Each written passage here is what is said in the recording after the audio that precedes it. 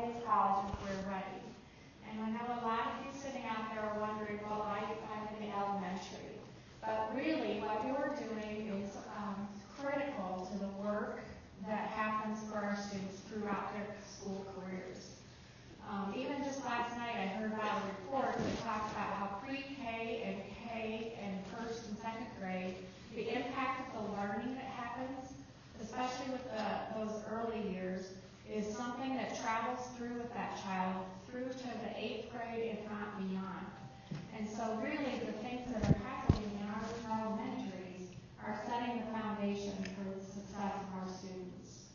The other message I hope that you hear this morning is that a lot of the things that you're doing in your classrooms and the work that you've been processing the last few years are tying exactly into those things that they're expecting us to do when you look at our ESSA, such a place in the child left behind. So the things that we're doing now are the things that we need to be doing, and you can feel good about the things that are happening in your classrooms. So I'd like to introduce David Ford. He works at the AEA, and so he does a lot with data, including North Scott's data. This information was shared with the secondary at the beginning of the year, and so I asked him to adapt it somewhat so that the message is geared towards the elementary level. You will see some secondary information, but that's because that is our end goal, is to get our students out successfully into the world. So here's David Ford. Thank you. Thank you. Monday morning PD after a long weekend snowstorm, and you're going to hear about data and that's accountability. So we'll just get that part out of the way right away, right? I'm also going to have a little bit of anxiety standing way up here, feeling like I'm going to just walk toward you and then just go down. So if I look like I'm kind of stumbling around up here, I've also not ever had a screen that big behind me. So this is a lot of like new, fun stuff up here. Yeah, so my role at the AEA is kind of a unique one. I focus and I lead all of our efforts on college and career readiness. But before I came into this position, I was working as a counselor in a variety of settings in elementary, middle, and high school, kind of around the country. I had a brief stint in the West Coast, and I spent the first half of my career in New York. And I've been in Iowa now. This is my 11th year here. And my last position before I came into this work was as an elementary counselor.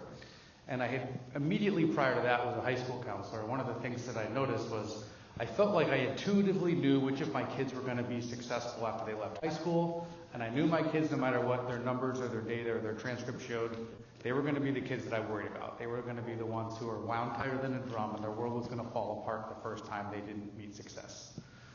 So as I moved back to the elementary and I kind of took some of that thought with me, I started wondering, like, what is it that we're doing to support those students now? Because you guys are the first leg of a really long relay race.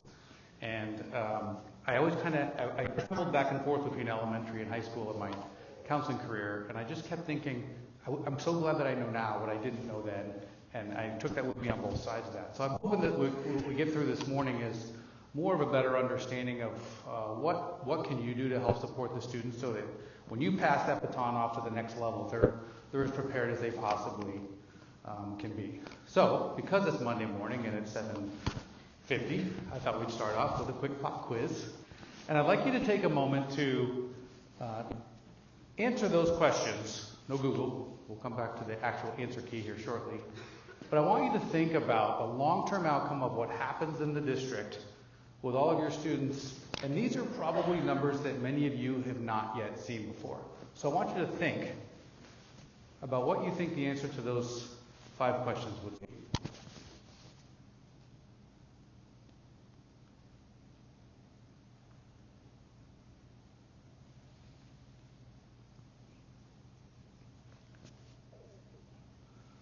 So we're going to come back to the answer key here, but a quick fist of 5. How many of you, 5, I know these to the percentage and I can tell you where I got them from.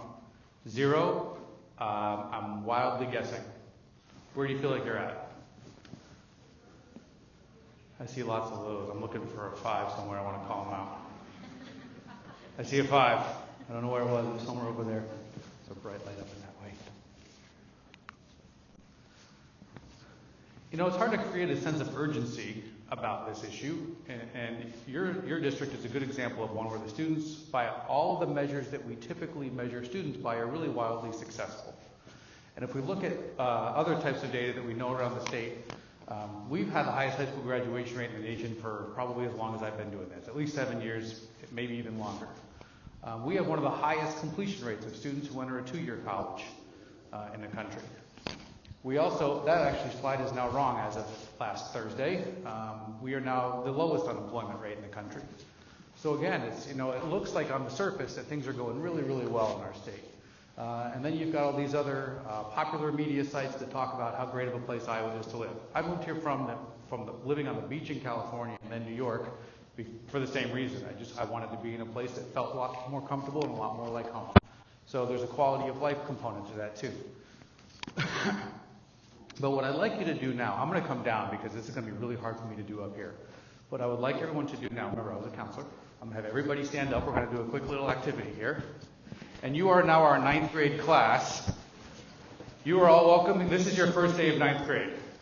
And we're going to show you what happens to students in the next 12 years. Let's see here. I'm going to see if I can count you off. Maybe I'm going to start with the back, actually. 20 of you nationally are not going to finish high school. Let's just get everybody on this side. 1, 2, 3, 4, 5, 6, 7. You guys can go ahead and sit. You 4, that would be the back row. Now we're at 11, and this row right here, right up to the middle. So unfortunately, we've lost some people along the way, and they haven't graduated. But it still looks like a lot of us are up and remaining, right? So we feel pretty good about that. But then we have another 15 or so students who leave high school and have no idea what their next step is going to be, which is going to be this row right up to the middle. That's 2, 3, 6, 7, 8. And the last 2 rows in the back. So, yeah, you can stay up. Thank you. So that group of students now has left high school with a diploma, but short of living in mom and dad's basement and getting an hourly wage job somewhere, that's pretty much what their plan's going to be. The next one, we've got another group of students who say, yes, I'm going. I'm going to go to some sort of training program, apprenticeship. I'm going into the military. I'm going to college. But then they never actually show up, which is the rest of this row. And we'll take the first section of that next row forward. So that's the whole group of students so far that never entered into any sort of training program after they left high school. So they're counting on the fact that their high school diploma has prepared them for the workforce. And a generation ago, that probably would have been true. We're going to come back to that in a little bit. Okay, the next group, I have bad news for you. You're my kiss of death group. You started and you didn't finish. Debt no degree is the worst category to be in. You've got loans to pay back, but you don't have the qualifications to get the job that you need to pay for that debt, which is going to be, I want to take here row, sir. I'm going to take this whole row. I think that's going to be 11. And let's get almost everybody in this row, maybe except for the last 2. So now we've got that group. Okay, so if you kind of look around right now, we've got a lot of people sitting who have not yet earned anything after high school. Some of them are in the debt no degree category, which is one that we want to try to avoid. So we've got another group of students, and I'm going to have the 4 of you go ahead and sit. And I think we could probably do this whole row. That group of students has now earned some sort of a degree up to and including an associate's or a 2-year degree. 1-year training program, apprenticeship, military, they've gone down that route. So there's something unique about everybody else who's still standing. You have all either earned a bachelor's degree or beyond. And so what I would like you to do is, let's see if we can get about 12 to 15 to still stand. So I'm going to take you guys to still stand. We've got 8 here, 9, 10, 11, 12. Let's go right up to you. Everybody else, go ahead and have a seat. You guys can stay up. From the blue jacket all the way down to here. You guys can stay up. Okay. So thank you for entertaining me during that little activity. Here's what's interesting about this group that's still standing. So I want you guys to just turn around for a second and look at the group who's sitting. In this community, in North Scott, demographically, this is kind of where we fall. I'd be willing to bet that almost everyone in your room has the educational attainment of this group here, and you're working with a population who by educational attainment is very different from you. So our expectations and our experience and understanding of the world of education and how we got here is very different than the people we serve. What we think is normal and what we think all people do and what all people should do is very different than the vast majority of people we serve, students and families in our community as educators. So, as we go down this path, part of the conversation about diversity isn't necessarily about race or gender or socioeconomic status as much as it is we have a standard norm within our social culture as educators that a lot of other people don't either experience, understand, or maybe even agree with because they just may not know that. So we've got some work to do to help educate our families about the need to pursue after high school. Thank you for standing. Appreciate that. How many of you kind of are surprised by that, by those numbers? I mean, I know my own social group, almost all of my friends have bachelor's degrees. When you pause and think about your friends from high school, what they did, a lot of your friends probably did the same type of thing. So demographically, it's a little bit of a different shift. And we've probably seen some iteration of this chart somewhere in your life where the more education you get, the more money you make. Now, I will throw a little bit of a caveat in here because one of the things that I want to make sure people don't take away from this message is that every kid needs to leave high school and go to a 4-year program. And in fact, it's kind of the opposite of that. While we know that students who earn associate's degrees or higher, bachelor's degrees or higher, have the highest income, it also costs a lot of money to get a bachelor's degree. So the return on investment for an associate's degree or 1-year program is almost identical to the return on investment of a bachelor's degree program. So not all students need to or are programmed or want to go into this category. But this is really the split here. Anybody want to guess what that gray line is pointing to? It's a number we know very well in education. It is what we know in education as what? Free and reduced lunch group, right?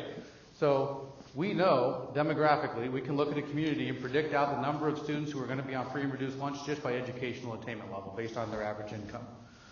So we know that a family of 4 bringing home weekly wages, they're struggling to even, if they don't go on after high school, they're going to be below the federal poverty line, 150%. So we know that that has economic impact on students too. So, I know that I've heard in a lot of circles too is that return on investment piece of college, of some sort of education. We talk about whether or not college is worth it. We have to help our families understand that, first of all, not going isn't an option. And if you can't afford it, the response is you can't afford not to go. Because, and again, that comes back to ideology, right? I mean, some people think in 5 and 10 year increments, but a lot of the families that we serve, especially those who are at risk, they think in daily increments. How do I get food on the table today? Not how am I planning for my life 5 years down the road? So it's a little bit of a different strategy here. So here's your pop quiz answers.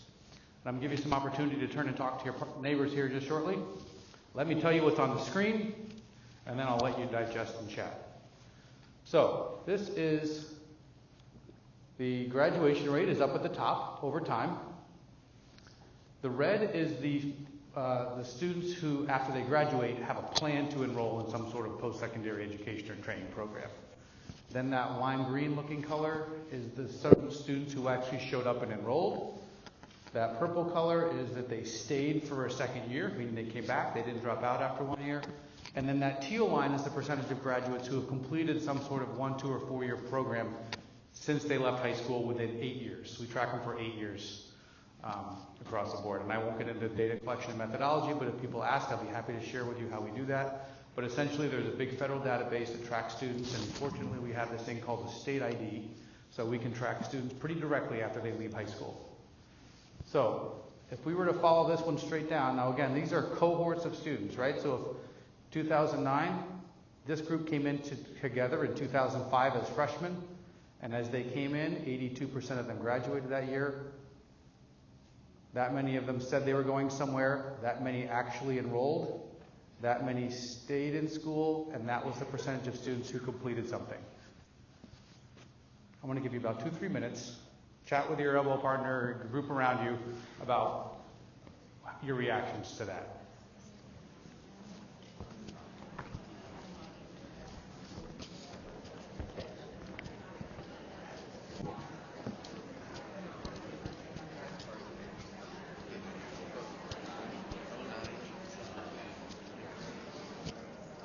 Hello, Monday morning drive off here.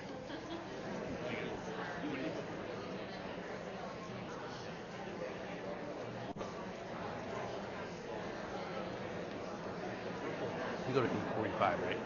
8:45? Okay.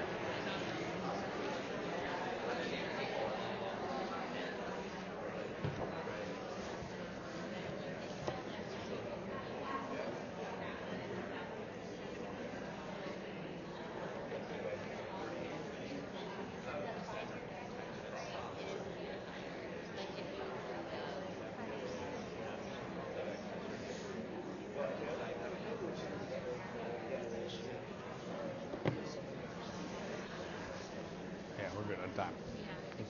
Yeah, we're good. Okay.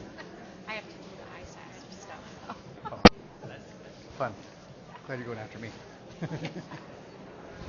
Okay, we'll go about 1 more minute on those conversations.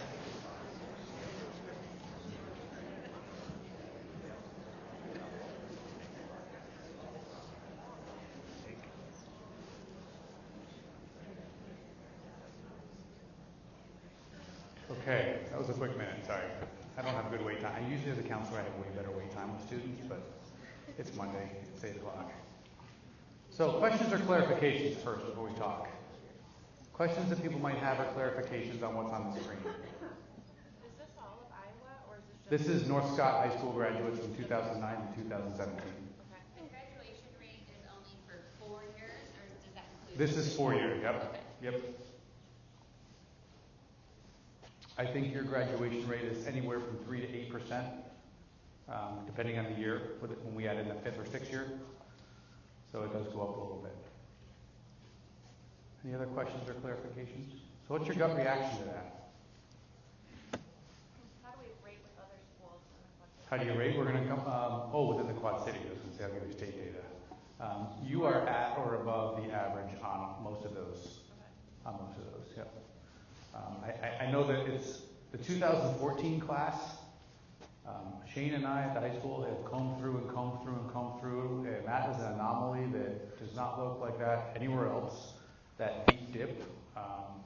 In a lot of districts, we see that between 2010 and 2012. That was when the recession was the worst in Iowa, which oddly enough, nationally, during the highest points of the recession, you usually see big spikes in two-year community college enrollment. So we're not really quite sure what happened in 14. You have to figure that out. Any other questions, or what other things jump out at you? What surprised you, good or up or down? What's our overall average right now for low SES at North Scott? For these data? Yeah. There's about a 15 to 18% drop in every single category for students who are on free reduced lunch at the time of graduation. Assuming that they've graduated, but after graduation, every one of those drops about 15 to 18%. So if I were to pull out low SES students there, their completion rate would drop from the mid-40s to probably about 20 to 25.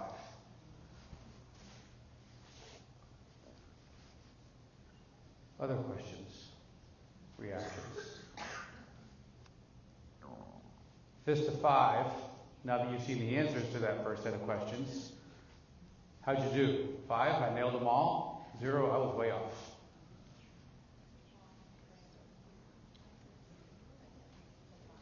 Yeah, so we're on the lower end. I mean, so this is information that you typically don't know. I mean, I look at this from a coaching analogy of, imagine if you're the coach of a sport and you got to have the kids in practice and then you were never allowed to be present at the games and see how they did. And you find out 15 years later, oh, I think they won one of those games that I coached them for. You know, it's kind of a weird way to look at it, but when you think about what's the long term, I mean, we're all here for the same reason. And I thought, you know, that was one of the things I loved about being in an elementary school. Teachers teach the kid way more so than the content. And that's a little bit of a different mentality as students progress through up to grade 20, once they get all the way through college and beyond. So a couple of other things that I'll share as we disaggregate that data out. People ask about free and reduced lunch. Those same 15 percentage point drops exist for students of color. There's about a 10 to 15 percentage point gap for males. They're underperforming compared to females. So there's a gender gap, there's a race and ethnicity gap, there's a low SES gap, and whose do you think is the biggest of all? What's the category? Special ed students, right? So if we were to put and start multiplying those things together, if there's some math people in the room, what happens when you multiply fractions? They get what? Smaller, right? Math, Monday morning. What's he doing to us? So if we start looking at how are our male special ed students on free and reduced lunch performing, in some of our districts in our AEA, like 3% of those students are populating in that bottom teal line, 3%. So then, that's not an 11th and 12th grade issue to resolve on their own, right? And I often say to districts, so when did you know he was black? When did you know it was a boy? When did you know he struggled with learning? When did you know his family struggled financially? We didn't learn that in 11th grade. We knew that the day they walked into our doors.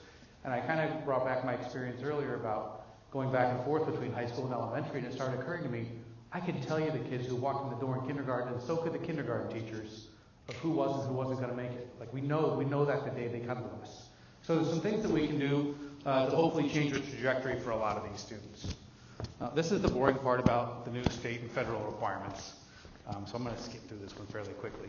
But you've heard a lot about ESSA and new accountability measures, and there's a focus on college and career readiness. But previously, our state only defined what it meant to be college or career ready by one thing. Anybody want to take a guess at what it was? ACT score. That was our state definition. If you had a 22 on the ACT, life was going to be good for you. If you didn't, tough.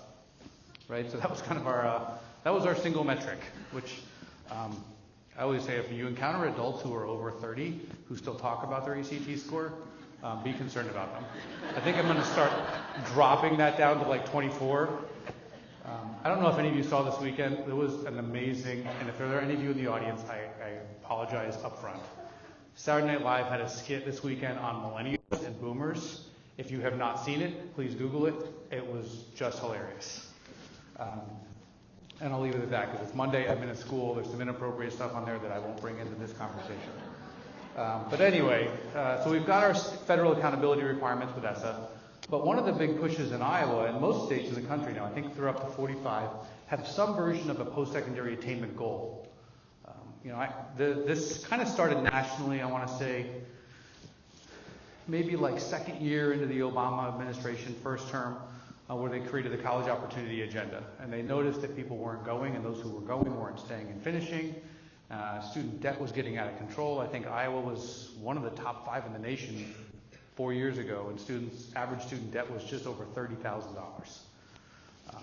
So this idea that we needed students to go on and pursue and make smarter financial choices about that. But our goal as a state is that 70% of our economy by 2025 will require that all workers have some sort of credential after they leave high school. Now, you're also in a really unique situation as a district in a couple of ways. One is that you're one of the few districts in the state, and I think there are only 5 currently, that has the ability for students to get into a registered apprenticeship while they're still in high school. That is a very unique thing. I know there's a big push to create more of those. And you also have some students here who graduate with a credential in addition to their high school diploma. But generally speaking, the idea is to get 70% of students there. And if you remember those previous slides, where were we at? Where were we at with completion? Kind of like mid-40s, I think. And those are above averages, right? So there's definitely some work to be done. So in terms of the ESSA accountability component here, these are some of the things that I pulled out of your own data, just to put it into more generic terms, is that proficiency in reading and math is above the average in virtually all buildings in all categories.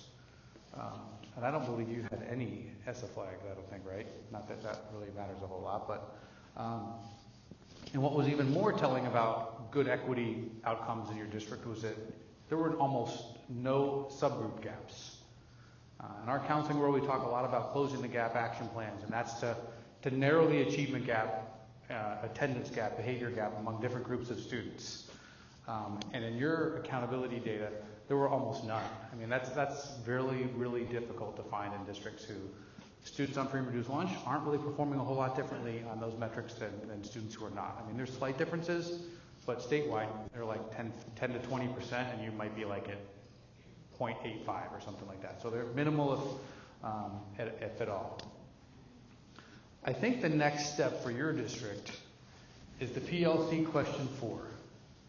Is that you've got a lot of students who are getting it, but we're going to talk a little bit about the difference between being proficient, which is really kind of a baseless benchmark, to what really prepares them for life after they leave. We're going to come back to that question in just a little bit. So this is another turn and talk activity. Normally I'd have you write all these on a sticky and we get up and we do a big gallery walk. That's going to be a logistical nightmare in an auditorium, so I'm going to let you just kind of stay where you are. But I want you to think specifically about the day you left high school. Now, for some of us, that's a very short walk. For some of us, that's a very long walk backwards.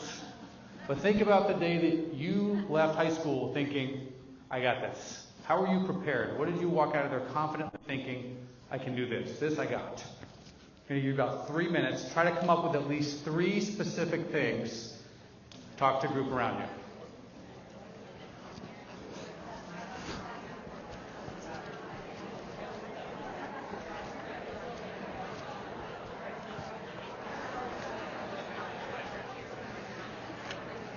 I said this at the high school presentation, the junior high and high school presentation. Your staff is like the most engaged group of people of all of the places that I go. Like, it's just unbelievable. I mean, they're just attentive, and you can tell that they're into it, and they're talking to each other. It really is. I was nervous. If I should bring you to some other places and see. It's just very professional, very interested. I mean, that says a lot about them individually. And collectively. I will have to share that, because I think sometimes we don't always give them that credit. And when I go to district, and I do this all over the state, and I left the high school and I was like, I think it might have been the best one I'd ever done because of how into it the audience was. Well, I think we've got good information, and I think we set it up. This is for you. And it's also a little bit of a novelty, right? Like, this isn't something that they normally hear. Yeah. And we don't usually have whole group stuff like this. Yeah. So. Well, I appreciate the opportunity. No, I appreciate you. Yeah.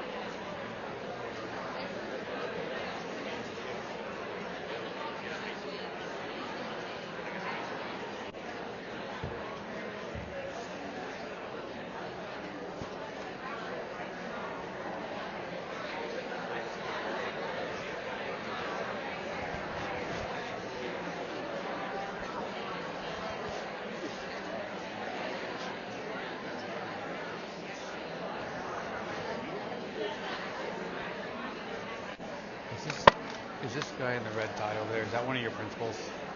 Yes. I recognize him and I couldn't figure out why I knew him. Yeah. You probably just seen him around the agency. Actually, okay. That whole front row? No, these guys are teachers. Okay. So there's 3 principals, and then in the next row up, there's 2 principals. Okay. One of our principals just had foot surgery, so he's not here. Gotcha. Okay, let's bring those conversations back up to the group here.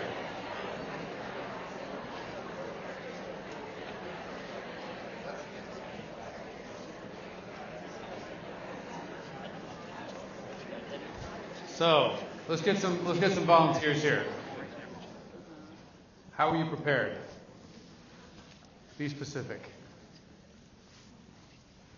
Communication skills. Tell me more about that. In high school, maybe I had a part-time job, so it taught me communication skills. Okay. Which also then taught me how to manage my time. Okay. This is an interesting data point I heard at a presentation this past summer.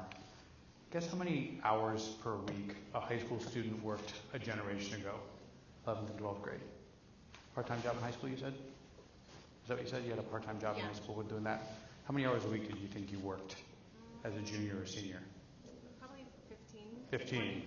At national average generation, one generation 20 years ago, 17 hours per week. And we want to take a guess as to what it is today? How many of you think it's more than 17? One.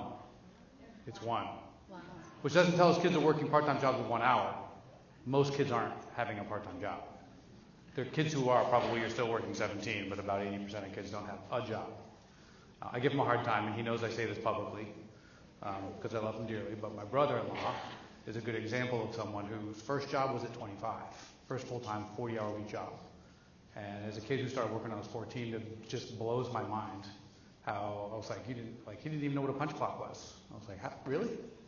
Like, you don't remember the fun thing of like, click, I'm in, click, I'm out. Other ways you felt prepared. Yes. And I might be dating like millennial thing, but academically I felt really prepared. Okay. I knew how to get good grades in college, knew that college was important, how to be on time, how to do all that. But like basic life stuff, like applying for a loan, doing all those Save that one. things. Save that one. We're going to come back. I have a slide on that one just specifically. So I'm going to want to hear that one a little bit. Other ways, yes. I honestly felt prepared because of my home life. Okay. Surely is one of those things we talked about throughout my whole time in schooling.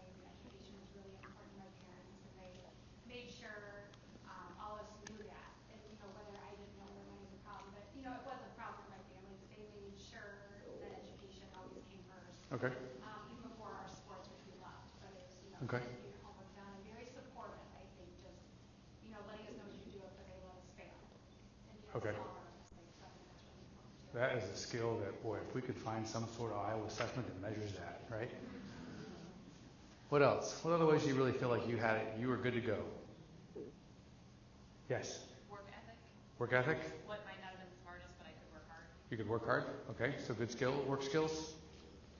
I won't call anybody. Yes, one more. Okay. Okay. Absolutely, yeah. I think a social support network is one of the leading things that gets students who go to college through college, is that they have a support network. So think of all the things that you just described.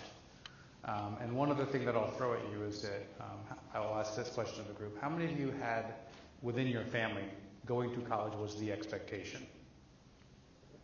I mean, look around. That's almost everybody. I was a first generation college student. My parents didn't go, but of course they grew up in the 60s and 70s and were doing just fine without it. But from a support network system like FAFSA, my mom was like, I don't know what that is. Go figure it out. So I kind of navigated that on my own. But fortunately for me, we were living in rural Texas at the time. My parents were struggling to find work.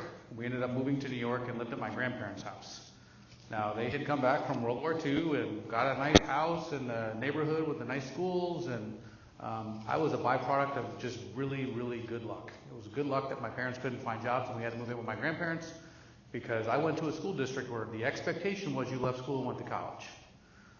And that my life trajectory would have been very differently had that not happened. I mean, I really had no interest. I had no desire to go to school. For me, it was, well, everybody else around me is, so I feel like I have to. And I played sports, and that for me was the only way I could continue.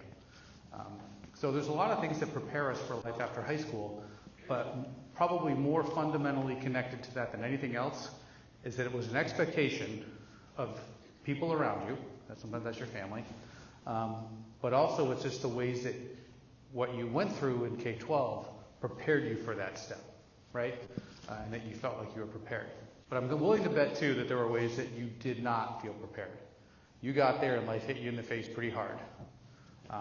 That's where you were headed down there. So I want you to have that same conversation, 2-3 minutes with your elbow partners and the people around you. What were the things that the wheels started coming off rather quickly?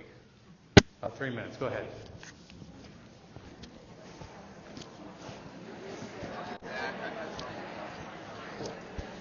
Hi.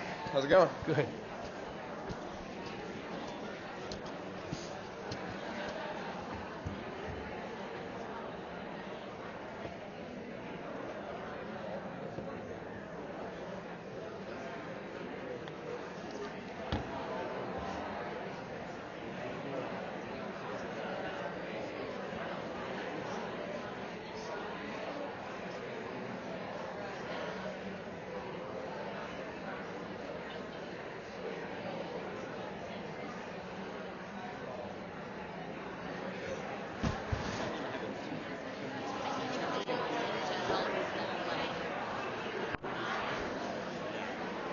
Now, when we get to the part where we start talking about like what are the next steps, how do we want to discuss how they're going to integrate that into their future professional learning? I mean, is there some stuff that I can see into that you could kind of take from there in regards of, because the question's not really going to be, so what do we do next?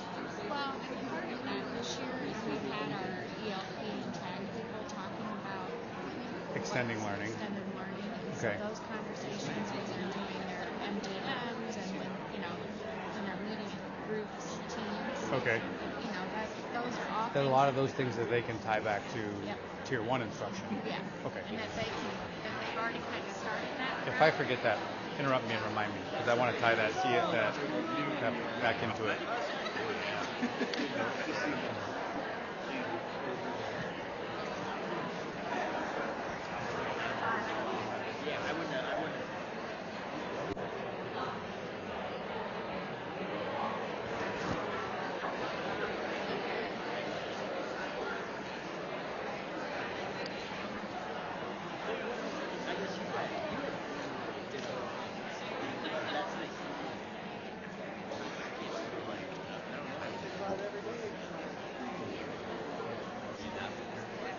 Okay, let's bring that back up to the group.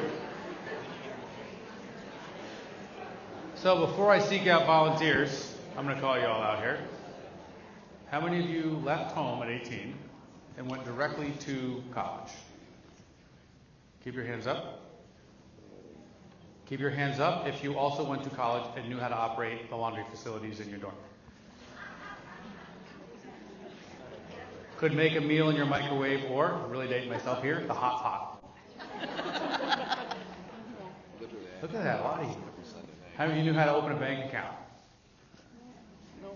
How many of you knew how to get $5 out of the ATM? There's another dating myself. You could get $5 bills out of the ATM, which would pay for largely a whole Friday night, depending on where you went to school. Okay, thank you. All right, where did the bumps come? Where did the bumps come in your road that you were not prepared? Culture shock. Tell me more about that.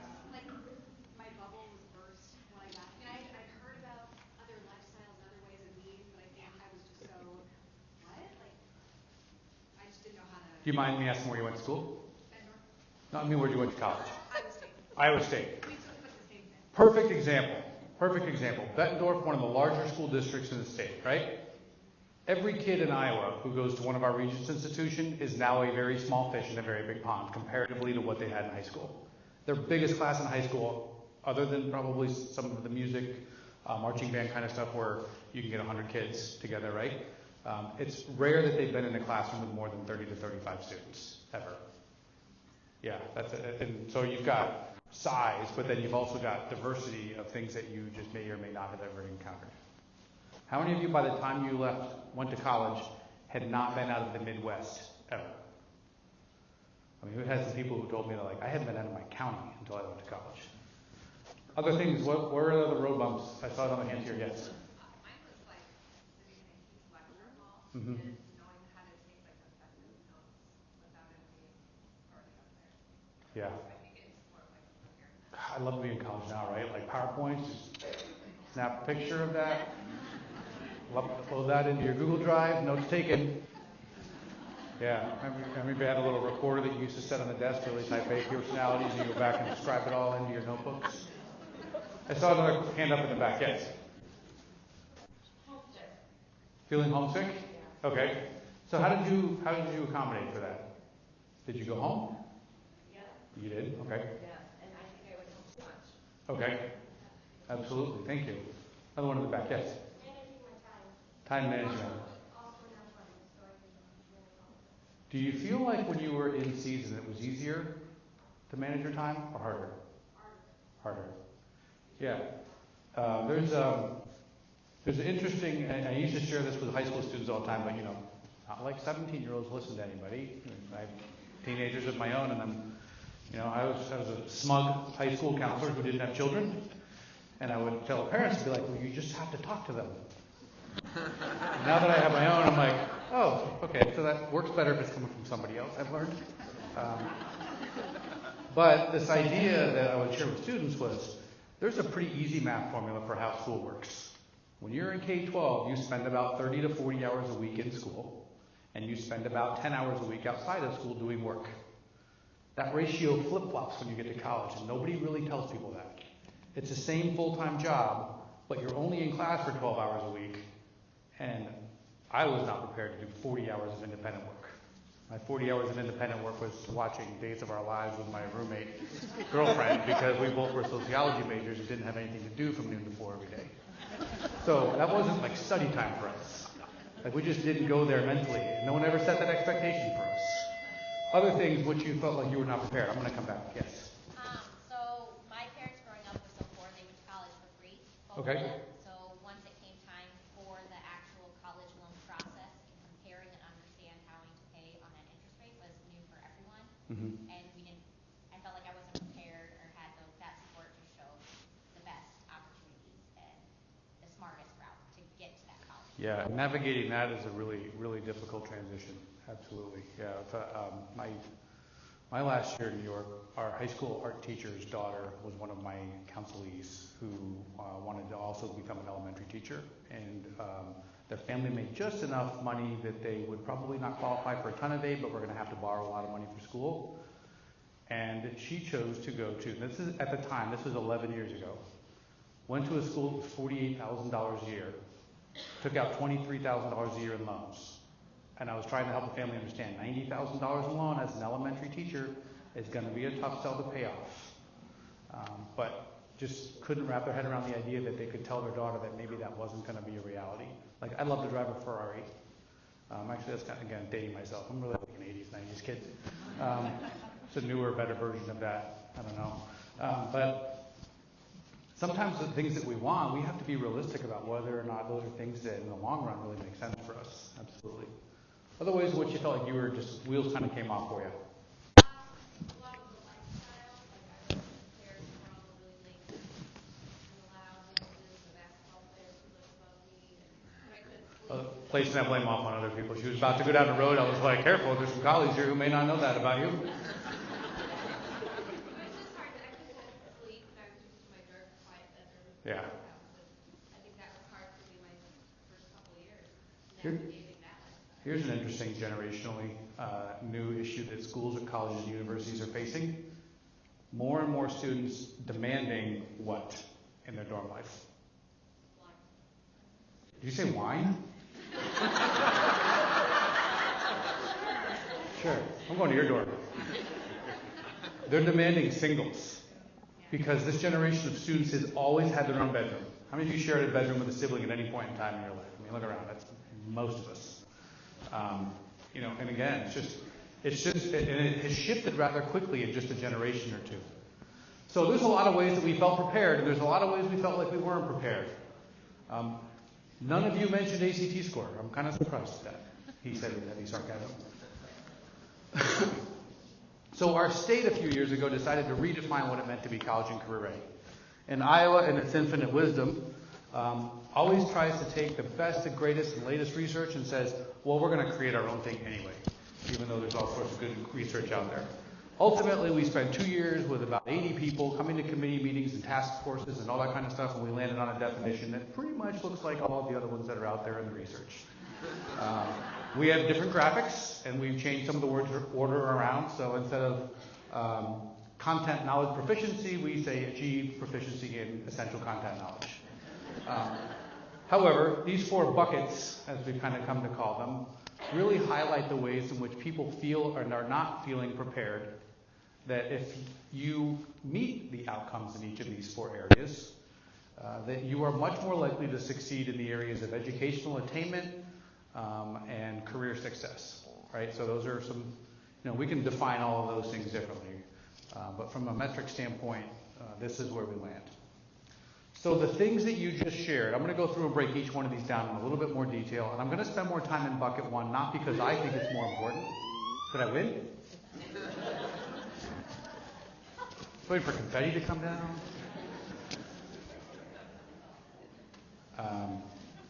Boy, that was an interruption. It was a little bit of an ADHD person. I was like, okay, where was I? So I'm going to spend a little bit more time in bucket 1 because that is an area that in education we're kind of comfortable with. And No Child Left Behind forced us down path 1 and to a degree almost forced us to ignore 2, 3, and 4. Now again, as elementary teachers, you guys get the importance of 2, 3, and 4, and you try to embed it in your practice every day. So we're going to break all 4 of these down, but what I want you to think about is those things that you said prepared you and didn't prepare you. I'm going to have you vote later which of these 4 categories you think your ideas fell into. Okay? So let's break down essential content knowledge first. What you see in the bullets are ways that we measure that. The dark bullets are the things that we know that we have measures for at North Scott in the elementary school. That one's not as good as the last one. The gray are fairly traditional measures that we also have at the high school. So these are ways that we know kids learn, right? Or at least those are the ways that we're told that's how kids learn. But the key there is that what we've historically attended to is the when and why. The what and the how. But students need to be able to transfer that information and know how and when to use it, right? And this is a good example of when am I ever going to use this again? If students can't answer that question, like, why are you teaching me this? And you can't answer that for them, that should be a moment of self-reflection for you, if you can't explain to students why they're learning what they're learning. So we have all those measures, and we do a good job of measuring those things. Let's come back to that. So here's what's, now again, these are all, from here forward, these are all North Scott data points from your elementary program. So we are really, really good at helping students become proficient. Remember that one slide I had earlier that talked about question 4 of the PLC process? So from a college and career readiness standpoint, the benchmark of readiness that's on the bottom there is that students can go to some sort of a post-secondary program and take a credit-bearing course that they do not have to take remediation for. Essentially, they can take get started right in their program. It doesn't matter if you're at a 4-year school or if you're at a welding program, you can get in baseline taking courses. There's a pretty big gap between who's proficient and who's ready for college. In your MTSS process, what happens to kids who are proficient in Tier 1? What intervention do they get? That's the right answer, by the way. Nothing, right? We don't intervene for students who are proficient because our system is designed to help students become proficient. Well, NCLB, when that came into play, the purpose of proficiency was really to address some equity issues because we had students of color and low-income students were very greatly underperforming. So we beat that drum since 2001, I think. The year that came about the first time. And now we started looking at, well, what the heck is proficiency anyway? Like, what does it tell us? Well, nothing. It just tells you that you're as good as that person. College and career ready benchmarks actually let you know a student is on track to graduate from high school, enter and succeed in a post-secondary education and training program. From a statistics standpoint, we can track that back pretty accurately, data-wise, till about 5th grade. Beyond that, we have to use some other what are called proxy measures. And your district uses MAP, which is probably one of the most popular ones and one of the most accurate ones out there. So we know that there's a big difference between who's proficient and who's college ready. So if we come back to that PLC process, where you're looking at Tier 1, using some of the strategies, and Sue was sharing with me that your talented and gifted teachers have been working with classroom teachers about, how do you incorporate those question 4 strategies in, but not just for your top learners, for the 40% of kids who are proficient but not yet college ready, and then don't get any attention because our systems are not designed to give them a little kick in the bottom, right? Our systems are designed to be like, you're good.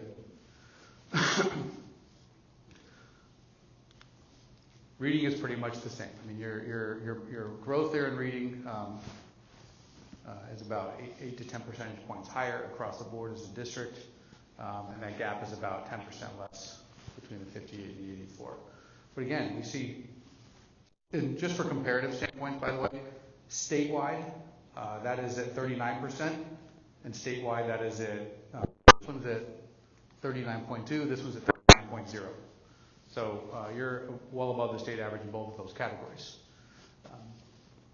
But again, we've got a lot of students here who we know who are enrolling, and if you remember that chart that says who went, who stayed, and who finished, and you see all those levels of attrition, the next slide is going to show you part of the reason why some of that attrition occurs. Now, this one is a fairly heavy high school slide. So let me break this down for a quick second. Students graduate high school and go on to college and take some sort of placement exam, and then those schools let them know if they're eligible to take credit-bearing classes or non-credit-bearing classes. The problem with the developmental non-credit bearing classes is they eat up your financial aid, they take as much time, they cost as much money, and the books are the same, right? So if you end up taking 2 or 3 semesters of Dev Ed math and a semester of Dev Ed reading, you've essentially wasted a whole semester. If you're in a welding program that's a 2-semester long program, would you spend a year in Dev Ed before you went for your welding program? A lot of students just feel like, I'm not going to bother. And if we look at the data of students who end up in Dev Ed, at Eastern Iowa Community College, if you graduate from one of our high schools in Mississippi Bend, and you go to Eastern Iowa and you need this, the likelihood that you will ever earn a degree from their institution is about 25 to 30%. So we know that the success rate of students going into those programs isn't high, and this is one of the greatest barriers. This and financial aid are the 2 biggest ones at our local community college. And you can see those numbers pretty well match up.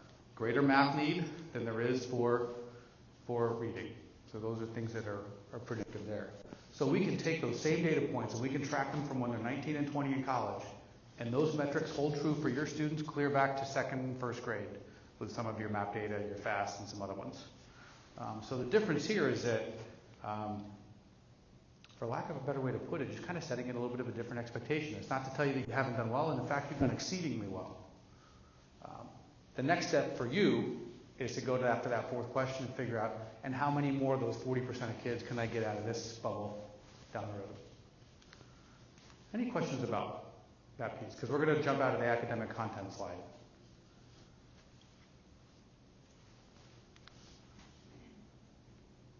Well, there's a lot of words on there. This is violating all of my PowerPoint slide deck norms. I developed this with somebody else. I'm not going to do PowerPoint karaoke and read all that to you. But the transition skills that kids navigate through. Now, in a high school sense, this is very concrete. This is, did they fill out a FAFSA? Did they fill out a college application? Have they been on a campus? In your world, it's, can they navigate from the carpet to line? Can they get from your classroom to music? Can they get from their mom's pant leg to the kindergarten classroom the first week of school? Right? So we have micro transitions, and those are actually important skills that kids develop in their early years of being successfully able to navigate transitions that they can build upon. One of the biggest transitions that students experience in their education careers is going into kindergarten and going into middle school. Our data points in those 2 categories are really bad, nationally, statewide, and in our region. I didn't break those down for your district, but that probably holds true. Those are the 2 biggest dips. And if you look at school performance, their grades or their state assessments, it's like 6th grade, middle school. And then they climb back up and they have a little dip in 9th grade, not as big. But there's all sorts of different types of transition skills that students need to develop on there.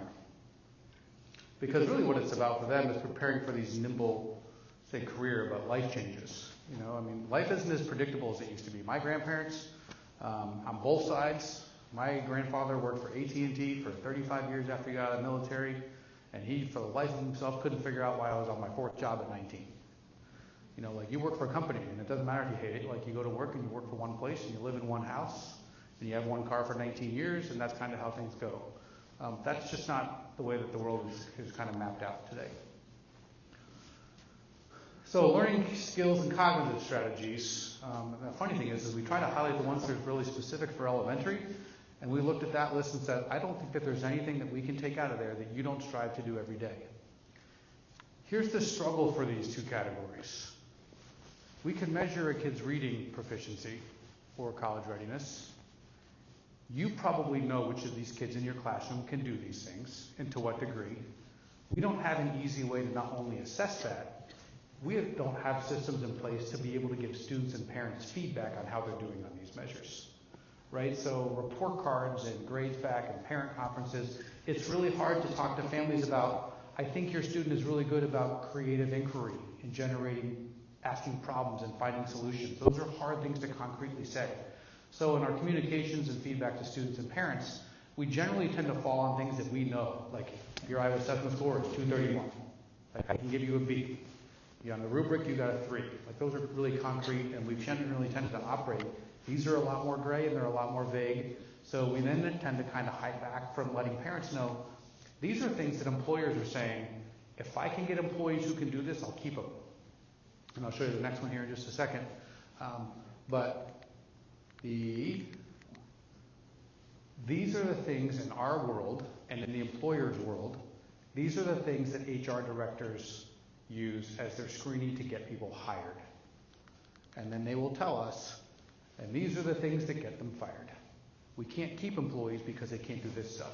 And the last one here is the self-understanding and student engagement, that they have the mindsets and the behaviors that employers are seeking in these two categories. You know, I mean, some of them like sense of belonging, you know, from the college lens, do they see themselves leaving high school, going into some sort of world of education? That they are much more growth oriented and that they focus on their strengths to figure out how to capitalize on those. Businesses do this all the time. They'll figure out, they'll hire good people and they'll figure out where to put them, where they're going to be the most value to the company. But also the behavior component. Now the behaviors is one, I get a little soapboxy on this one, so I apologize. But do our PBIS and our other behavior intervention systems, do they promote the types of behaviors that we need students to become good learners? Or are they teacher-pleasing behaviors? Are we giving out tickets because they walk down the hall with their hands by their side? Or because they ask for feedback on the first draft of their writing? I mean, that's a behavior that we can observe, measure, and reinforce. Right? So there are different behaviors over there on the right side that are not, did they blurt out in class? Did they touch all the stuff on the wall? Got that kid, right? Just tick, tick, tick the whole way down the hallway on the way to class. But they have these other behaviors that we know make adults really, really successful. And we can pull those things back and demonstrate and ask students to demonstrate those behaviors too. Cultivating those mindsets is another key component to making sure that students are ready for the life they want to lead after they leave high school.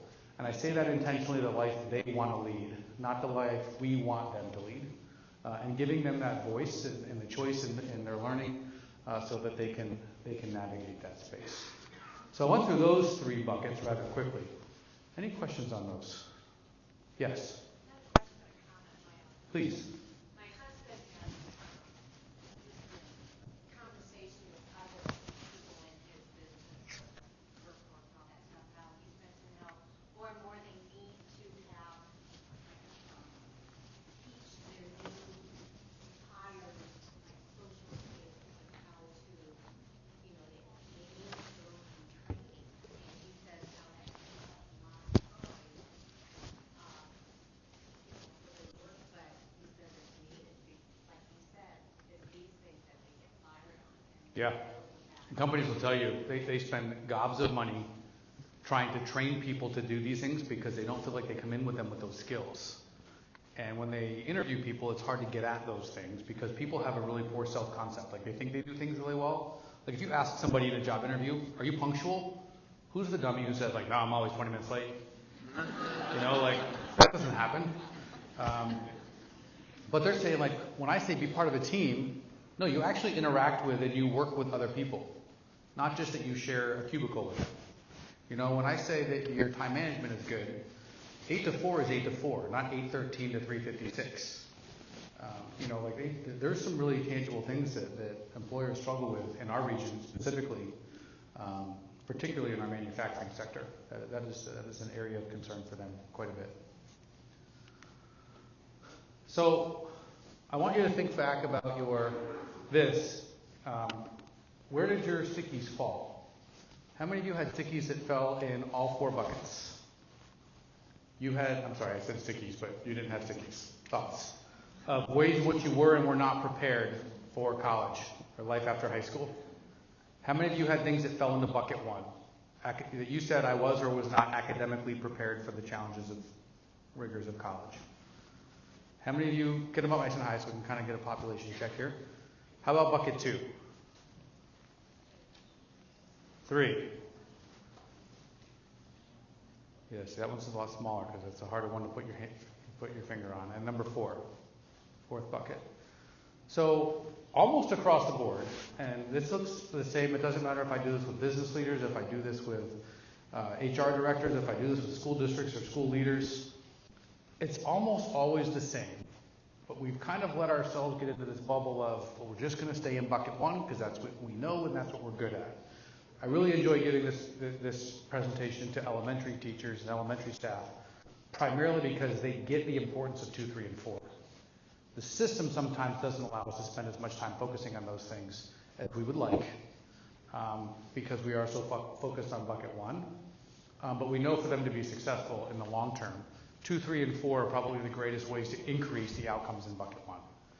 I always call that a will or skill intervention. You got a kid who's not performing in math, sometimes they just may not need more math.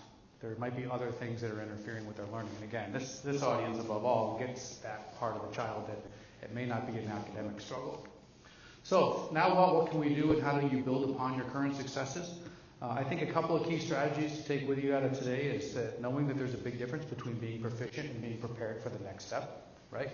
Proficiency is really just a measure that allows you to stay out of the newspaper if you do well on it. Other than that, it has really no inherent value to a student or the prediction of their future success. So as you look at developing your Tier 1 universal set of instruction, holding students to a little bit of a higher standard. And I said earlier is that, I talked about how many of you had that expectation for you. If you expected your students to perform at a higher level, I'd be willing to bet at least half of them would perform to whatever level of expectation you set for them. If you were a coach and you told all your kids to run the 100 in 25 seconds, they could all do it. And unless you told them to run it in 18, the expectation is 25. There's no reason to work harder to get it to 18 seconds, right? So we have to set that expectation for them and let them develop some success toward it and scaffold that for them. So I believe at this point in time, I am just shy of exactly an hour. So I appreciate your insights and your thoughts, and for again, to be quite frank, it's Monday morning at 8 o'clock and you're all in here, and I mentioned to Sue. The first time that I did this with your district was the day before school started in August at 7:30 with the high school staff. No one wanted to be in their rooms, I'm sure. No one wanted to be getting their stuff ready for the first day of school. They wanted to be in listening to me talk about college and career readiness. At least that's what I tell myself. But it was a really engaging group.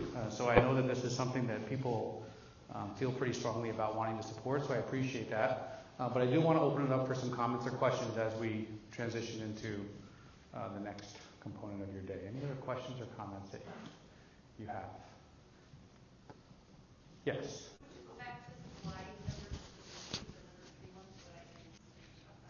We could probably just share this out with everybody, right? I'll just share it with you. Yeah, and you can have it. Then you can wallpaper your room with it. Yes. Was there something that you wanted to ask me about on that slide? No, it's just that a couple of us wanted to take note of those specific bullet points. All the way back to the beginning, you mean? No. Bucket. Number 3 or 4 buckets. Oh, yes. And that state definition is actually on the Department of Ed's website. Actually, you know what I'll do? I'll share both of those with you. The full definition, because on the back it breaks these down a little bit more. Some states have gone a little bit further, and we actually at our AEA, I don't know how many of you know a woman named Andrea Stewart. She and I have been working pretty closely together on this project, and we're trying to break some of these bullet points down into much more actionable instructional steps that teachers can take. Any other questions?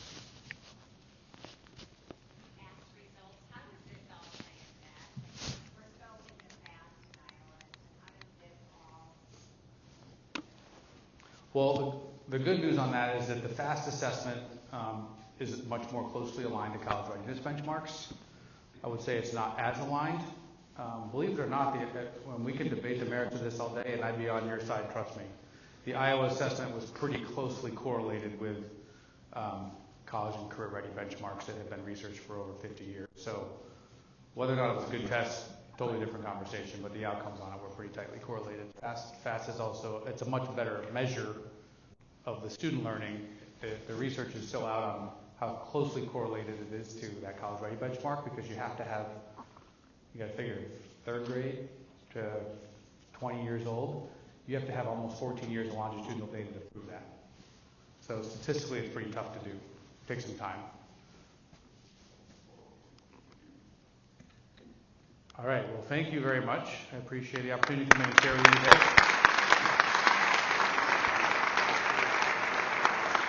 I'll send things back to you. Okay, well, thank you very much for sharing that information with the staff today. Right now, we are going to be doing a transition. Those of you